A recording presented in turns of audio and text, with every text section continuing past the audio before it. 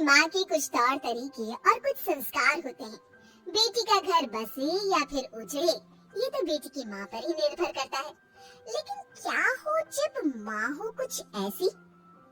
क्या करूं, बेटी की माँ हूँ, हर पल उसकी चिंता मुझे सताती रहती है। अरे अपने कलेजे के टुकड़े को कैसे अलग कर दूं? हाँ जी, मैं भी समझती हूँ। मेरी भी एक बेटी है जिसकी शादी हो गई है। लेकिन बहन जी, आप समझिए तो। क्या समझूं समधन जी?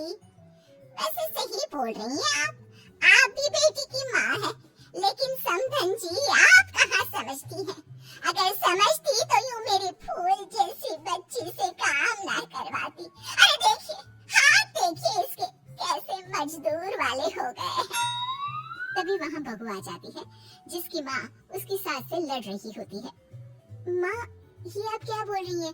थोड़ा सा तो काम है, आप बात को इतना बड़ा क्यों रही है? और वैसे भी घर का काम करना मेरी जिम्मेदारी है। माफ करना समधन जी, हमारे घर में गीता ही काम नहीं करती, बल्कि सभी लोग काम करते हैं। और गीता ने थोड़ा ज्यादा काम कर भी लिया तो क्या हुआ? वो अब इस घर की बहू है और इस घर को संभालना चाहती है। बहू है तो क्या हुआ? इसका मतलब ये थोड़ी ना कि उसे नौकरानी बनाकर रखो, है? देखिए, देखिए क्या सूरत हो गई है बच्ची की। समधन जी, आप ये क्या बोल रही हैं? घर में काम करने से कोई नौकर नहीं बन जाता। हाँ, अगर गीता ये काम नहीं करना चाहती तो हमने उसे काम करने के लिए कभी मजबूर भी नहीं किया। हाँ माँ जी सही बोल रही हैं। उन्होंने मुझे काम करने के लिए कभी नहीं बोला। मैं अपनी मर्जी से घर के सारे काम करती हूँ। माँ जी तो उल्टा मेरा काम कम करने में मेरी मदद करती है। माँ प्लीज, मेरे घर के मामले में दखल मत करो ना। चुप कर, कुछ नहीं जानती। और आप बुरा क्यों मानती हो समधन जी? मेरे कहने का मतलब सिर्फ ये था कि आपके घर में नौकर नहीं है तो सारे काम मेरी गीता को करने पड़ते हैं। अरे देखिए बेचारी के हाथ कैसे हो गए हैं घर के काम कर करके। पहले गीता को मैं काम पर हाथ लगाने तक नहीं देती थी और अब उसकी हालत मुझसे देखी नहीं जाती। मां बस करिए ना और मेरे साथ अंदर चलिए, वहाँ बात करते हैं। अगले दिन पार्टी में आस पड़ोस के लोगों से, अरे वो देखो, गीता लोग भी आ गए हैं। गीता और गीता की सास तो आ गई, लेकिन ये तुम्हारी माँ कहाँ रह गई? मैं भी आ गई। मैंने कहाँ जाना है जी? लो आ गई गीता की माँ। अरे वाह, तुम्हारी साड़ी तो बहुत सुंदर लग रही है। लगता है बहुत महंगी है। महंगी क्यों ना हो, ये साड़ी मेरी गीता ने मेरे लिए पसंद की थी और कहा था, माँ आप इस साड़ी में खूब जचेगी। बेटी है ना मेरी, बहुत ख्याल रखती है मेरा। अरे गीता को महंगी साड़ी पसंद है, हमें तो लगा था गीता को सिंपल साड़ियाँ ज्यादा पसंद है, इसलिए वो ज्यादातर ऐसी साड़ियाँ पहनती है। नहीं, साड़ियाँ मुझे बहुत पसंद है, लेकिन भारी साड़ियाँ मैं ज्यादा पहनना पसंद नहीं करती। हाँ, और वैसे भी साड़ी ही तो है। समधन जी, आप तो ऐसा ही कहेंगी, क्योंकि सारा पैसा तो आप अपने लिए अच्छी साड़ी खरीदने में लगा देती है, तो मेरी बेटी के लिए कहाँ बचता होगा। वैसे भी देखिए कितना एडजस्ट कर रही है वो आप लोगों के घर। माँ, अब फिर शुरू हो गई। सिंपल साड़ियाँ गर्लिश लुक देती है और हैवी में मैं अम्मा या बड़ी औरत जैसी दिखती हूँ। चुप कर, क्या मैं झूठ बोल रही हूँ? आप खुद ही देख लीजिए मेरी समधन की साड़ी, देखिए जरा, और एक नजर मेरी बेटी की साड़ी पे डालिए और फिर बताइए आप खुद। हाँ बोल तो आप सही रही हैं, सास की साड़ी बहू की साड़ी से ज्यादा महंगी है। ये तो कोई ठीक नहीं है। क्यों, क्या ठीक नहीं है? माँ जी आप प्लीज इन लोगों की बात का बुरा न मानिएगा। देखिए, अब तो मानते हो ना कि मैं झूठ नहीं बोल रही। जब तक मेरी बेटी मेरे साथ थी, वो महंगे और ब्रांडेड कपड़े पहनती थी, और शादी के बाद की हालत तो आपके सामने ही है। बेचारी की क्या जिंदगी बना के रख दी है समधन जी ने। ऐसे ही गीता की माँ हर जगह हर समय गीता की सास की बेइज्जती और उनके साथ बदतमीजी करती ही रहती है।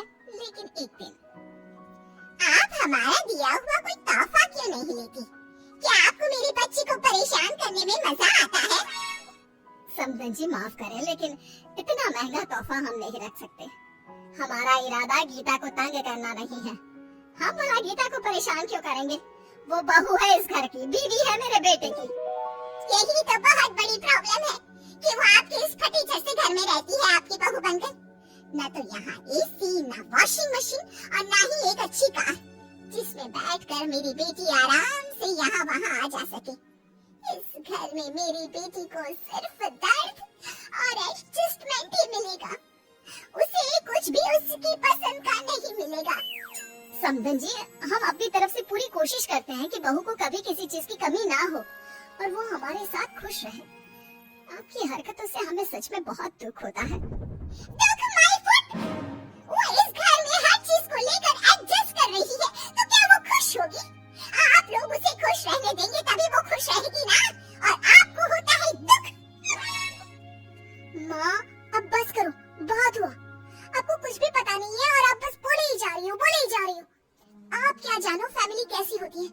आपको कैसे पता चलेगा? आपने आधे से ज्यादा वक्त तो अपने करियर को दिया है।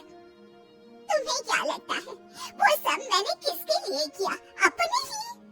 नहीं, तुम्हारे लिए बेटा, ताकि तुम्हें कभी किसी चीज की कमी ना हो, ताकि लोग तुम्हें नीचे न देखें।